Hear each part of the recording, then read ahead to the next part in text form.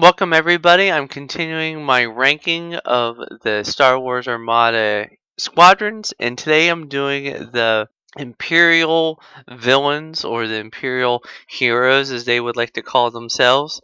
And something that I've pointed out before, but it's always worth explaining again, these heroes are definitely very useful, but if you're doing a Corellian conflict, they're even more useful. The fact that they can get veteran status and be able to give themselves rerolls is always a great thing. So, in terms of points for points, a hero is definitely a better buy in a Corellian conflict than in the base game, where you really would only probably want to have a few heroes at a time. But in a Corellian conflict, you may want to load up on quite a bit, especially since you can go up to 500 points. So that said, I'm going to go ahead and start ranking the Imperial villains slash heroes. Number one is a man that can cause a whole strategy around him, and that is Major Raymer. He's 16 points, which is actually pretty affordable, 5 health, 2 braces, and his stats really aren't all that spectacular, not all that different from a TIE bomber. However, his tech stability is just devastating. Friendly squadrons at distance 1 can attack enemy ships at close to medium range using all die in their battery armament. You hear about the Raymer Ball, which is a bunch of TIE bombers clustered around them, or having them be the Fireball, which is a bunch of fire sprays, or really anything. Doesn't even need to be bombers, just anything with an anti-ship dice. It's just 16 points, and you can just unleash so much fire at ships at such a far range. Particularly, sometimes you can even get out of AA range of a Liberty class cruiser, which has either 1 black or 2 black anti-squadron. You sometimes don't want to be so far away that they could force you to do a reroll, but still, you can just position them, and they don't need nearly as many squadron activations to be able to fire on the ship that's moving, just because they can be so much further away than they normally would. Next one is Howl Runner. She started out right in the beginning of the game, and she makes any squadron around her with swarm attack with 1 additional dice, and that includes counters.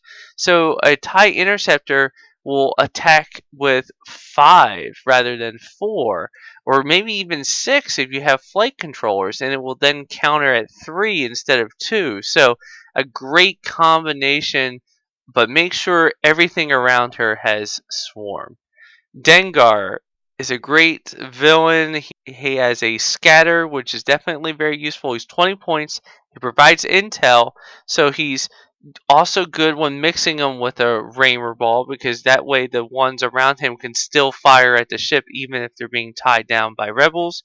He gives everything around him 1 additional counter. So if you have him paired up with Howl Runner, you may be able to do a counter 4 instead of a counter 2.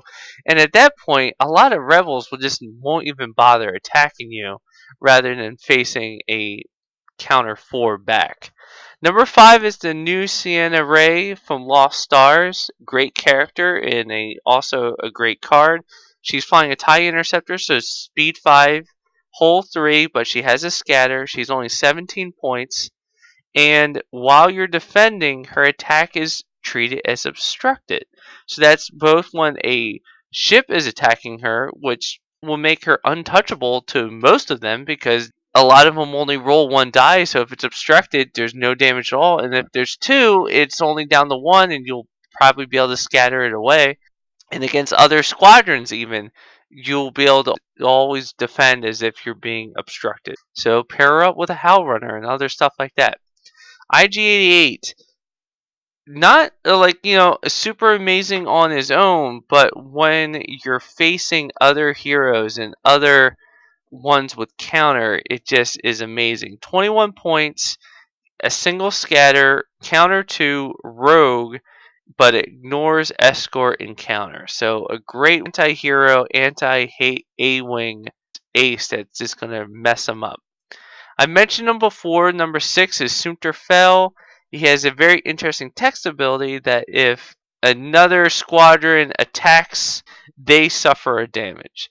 So by pairing him up with a ship that has escort, you're actually forcing that enemy to attack this thing with escort, and when you do that, it's doing 1 damage to itself. It's very useful. He has scatter, so he can keep himself alive. 18 points, so relatively expensive, especially since you are going to have a tie advanced as well. Captain Jonas, the new hero tie bomber, and he has a really interesting text ability. He's only 16 points, so he's pretty affordable. While a friendly ship is attacking a ship at distance 1 to you, it may change 1 die to a face with the accuracy icon. This is a great flotilla killer. He's essentially scanning ahead and getting the targeting information for your capital ships. You could fly him in. He's at speed 4. He has 2 braces and 5 health, so even if he's by himself, he'll be able to do his job for a while. And just fly him into those ships, and even at long range, the Star Destroyers will be able to get the accuracies that they need to shut down that scatter. So definitely very useful, but make sure you pair them up with ships that are great at red range that need that additional accuracy. Number 8, and he could arguably be placed up higher, especially if you pair him with certain other synergies, but he's Merrick Steel, 21 points, 6 hull, 2 braces, definitely very useful. 2 blue and 2 black for anti-ship, just like the TIE Defenders. But his text ability allows you, when you're attacking, you can always change 1 die to a crit icon. That's even useful when you're doing the anti-squadron one, because if you roll a blank black, you can switch it to a hit crit, which the crit won't do any damage, but at least you'll be able to get a hit there. Same thing with when you're doing the anti-squadron. If you get accuracy that you don't need, or you don't get a critical, you can go ahead and switch it so you're guaranteed to get a critical. So definitely have him attack when his shields are down. He's a lot of points, but he can do a serious amount of damage. And it's particularly useful if you pair him up with Colonel Jaden, which I'll go in a little bit later. So number 9 is Mauler Mitchell. He is villain for 15 points. He's a TIE Fighter Squadron. He has a brace and a scatter, but whenever you move, each squadron engaged with you suffers 1 damage. He's particularly useful when you pair him up with Dengar, because Dengar allows you to move even if you're engaged. So even if he doesn't actually fire, you can have him move from one engaged position to another engaged position, and then all the squadrons around you are suffering 1 damage even before he fires. The Imperials actually have great synergies when you pair them up with multiple heroes. So it gets expensive, but they can be really devastating when paired up together. So number 10, I have Colonel Jaden, who is the hero for the Landa class shuttle. Similar stats to a Landa class, not that big of a deal. 20 points, so relatively expensive. Relay 2, also very useful. However, during your activation, instead of attacking, you may choose 1 friendly squadron at distance 1 to 2, and that squadron can attack even if it's already activated. He's obviously paired up with someone that's even heavier hitter than him. Someone like a Darth Vader or an IG-88 or a Merrick Steel, where you can have them do their particularly devastating attack a second time. So again, the Rebels, you really don't need that many combos. They're interesting on their own, but these Imperials, they really need to rely on each other to have those synergies work out and have them be devastating to the Rebel players. It's not always useful, but Colonel Jaden is great when you're pairing him up with an even deadlier, also expensive squadron. Number 11 is the new TIE fighter villain, Valen Rudar. He has 3 anti-squadron black die, which is devastating. And while an enemy squadron is engaged with another squadron, it can't attack you. So that's a good way of keeping him alive. He's a pretty good deal for being able to get a scatter for 13 points and have that ability that he can stay alive even if he's mixed in with other TIE interceptors or TIE fighters themselves. He has swarm. So if you're rolling 3 black die, you have a 75% chance of getting a hit for each one individually. Then you have a swarm to reroll that one that you didn't get to hit. He's obviously not good against hero squadrons because he won't be able to lock down any of their braces or scatters, but against other regular enemy vessels, he's just devastating. So he's definitely pretty useful. Number 12, I have Boba Fett. He's essentially a really expensive fire spray. His text ability is pretty interesting since he can do a guaranteed damage to something, but he just doesn't seem to be worth the points, and I don't see him out there all that often.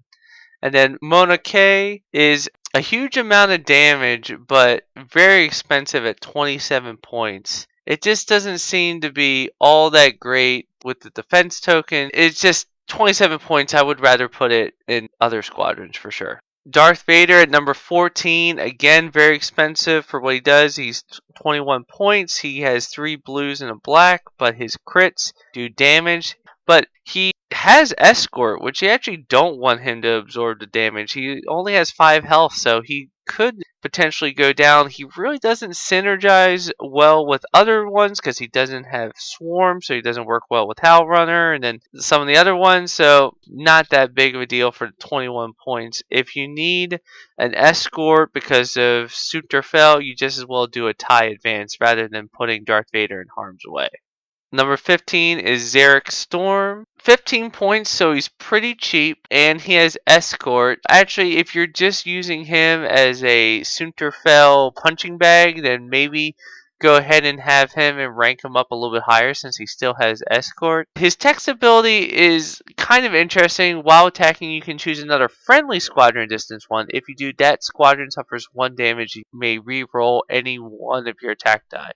So he's definitely a jerk to his own team by suffering damage just for the chance of doing more damage to another one. But again, he's only 15. Maybe the 2 braces and the escort will make him worthwhile as a Sunterfell punching bag. But that's about it. Bosk in last place. He's expensive and he's slow, and oddly enough, unlike other squadrons, it's just best to ignore him. So many enemies will just go ahead, especially other hero ones, because they don't want to go ahead and give him an extra die. Just try to avoid him. It's speed 3, he has 7 hull, he's 23 points. Yeah, he has rogue, but there's just so many better things out there, and I would choose IG88 over Bosk any day. So overall, I hope this has been helpful. Again, I'm more of a rebel player, so these are more the ones that I play against more often and which ones I'm more wary of. The Rebels have great individual heroes that are great, but the synergies that the Imperials can have by pairing some of these up together cannot be underestimated. And if you're doing any Imperial fighter build, definitely think about those synergies and how you can have their text abilities add up and just be incredibly deadly. So I hope this has been helpful. Do you disagree with me? Do you agree with me? What would be in your top 5? What are your favorite combos? Goodbye, everybody.